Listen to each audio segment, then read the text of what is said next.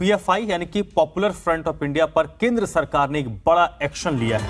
PFI पर 5 साल के लिए केंद्रीय गृह मंत्रालय ने बैन लगा दिया है। पीएफआई के साथ इनके साथ जुड़े 8 ऐसे संगठन हैं, उन पर भी पाबंदी लगाई गई है। यानी कुल मिलाकर 9 संगठन हैं जिन पर केंद्रीय गृह मंत्रालय की तरफ से अगले 5 साल के लिए बैन कर दिया गया है। और इसके पीछे वजह क्या है? पीएफआई के साथ टेरर के लिंक जांच एजेंसियों को मिले हैं, जिसके बाद केंद्रीय गृह मंत्रालय ने यह बड़ा एक्शन लिया है और पीएफआई को प्रतिबंधित करने की मांग कई राज्यों की तरफ से की गई थी। कई राज्यों में पीएफआई को बैन भी किया गया है। हाल ही में एजेंसियों ने कई राज्यों में पीएफआई के अलग अलग ठिकानों पर छापेमारी की थी और उस छापेमारी में 150 से ज्यादा गिरफ्तारियां हुई। तभी से यह माना जा रहा था कि पीएफआई पर केंद्र सरकार कोई बड़ा फैसला ले सकती है, पीएफआई को बैन कर सकती है, क्योंकि पीएफआई के ठिकानों पर गिरफ्तारी के साथ साथ कई ऐसे अहम सुराग मिले, कई ऐसे दस्तावेज मिले जो इस बात की पुष्टि करती थी कि पीएफआई के ठिकानों पर देश विरोधी गतिविधियां चल रही थी, देश को तोड़ने की कोशिश हो रही थी।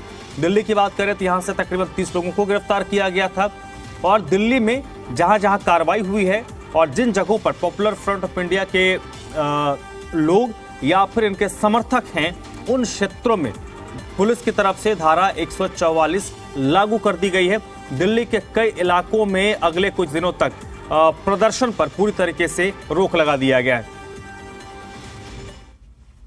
और पॉपुलर फ्रंट ऑफ इंडिया पर बैन क्यों लगा, इसके पीछे 10 बड़ी वजह है। वो वजह क्या है वो आपको बताते हैं। सबसे बड़ी वजह है पीएफआई पर आरोप है कि इसने देश की अखंडता, संप्रभुता, सुरक्षा के खिलाफ गतिविधियां की। दूसरा, संविधान के विरोधी गतिविधियों में फंड का इस्तेमाल किया।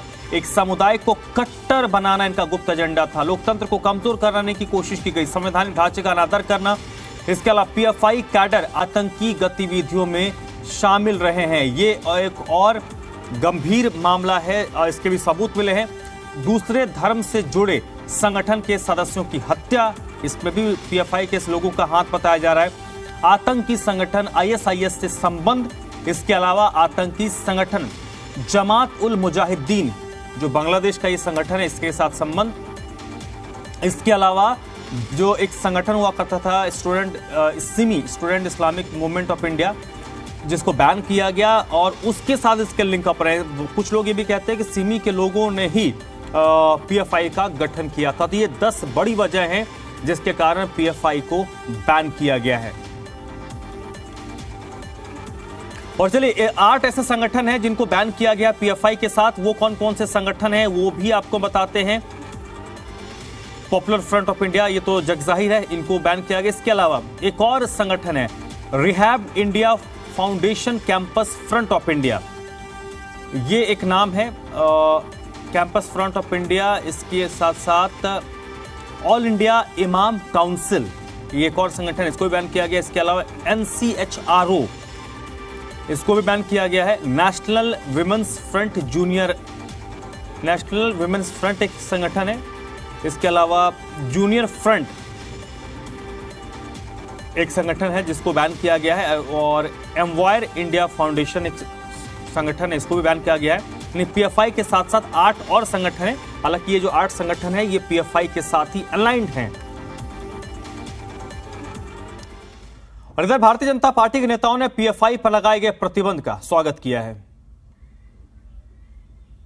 कई राज्यों में इस प्रकार की घटनाएं घटी, राजस्थान से लेकर के हैदराबाद या इवन कर्नाटक में भी इस प्रकार से घटनाएं घटी, और जिसमें पूरा का पूरा लग रहा था कि ये षड्यंत्र करके एक राज्य में नहीं कई स्टेट्स में यह प्रॉब्लम देश को तोड़ने का काम कर रहे हैं और हिंसा फैला रहे हैं। तो उसकी जांच होनी चाहिए थी। उसकी जब कई राज्यों का मामला आ जाता है तो एनआईए ही जांच करती है आतंकवादी घटनाओं का, इसलिए हम इस कदम का स्वागत करते हैं। कोई संगठन हमारे मां भारती के मुल्क में रहकर आतंकवाद को बढ़ावा देता है, दुश्मन मुल्क के कहने पर हमारे देश के नौजवानों को गुमराह करके उनको आतंकवाद में झोंके खुलेआम भारत की भूमि पर पाकिस्तान जिंदाबाद के नारे दे, तो ऐसे संगठन पर जरूर प्रतिबंध लगेगा। अब यह बदला हुआ नया भारत है, यह कांग्रेस दल के कार्यकाल का पुराना भारत नहीं है। यह आदरणीय प्रधानमंत्री मोदी जी के नेतृत्व में बदला हुआ नया भारत है।